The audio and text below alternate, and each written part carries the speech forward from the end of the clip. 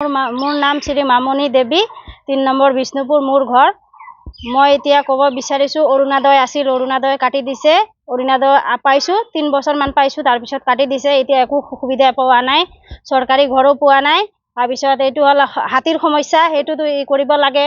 হাতী আহে, তাৰপিছত চুপাৰী ঘৰ, ইফালে ঘৰ বাৰী যিমান আছে চব কৰে, ভাঙি চুঙি দে, বাগান চাগান চব একো নহয়। সেইটো এতিয়া সমস্যাটো কৰিব লাগে। এমএলএ কোন আছিল আপুনি? অজয়। আপোনালোকৰ বিভিন্ন সমস্যাত তেখেতে অহা নাই নেকি?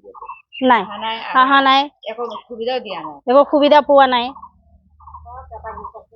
5 বছৰ থাকিছে, একো আমি সুবিধা পোৱা নাই। এটা ঘৰো পোৱা নাই,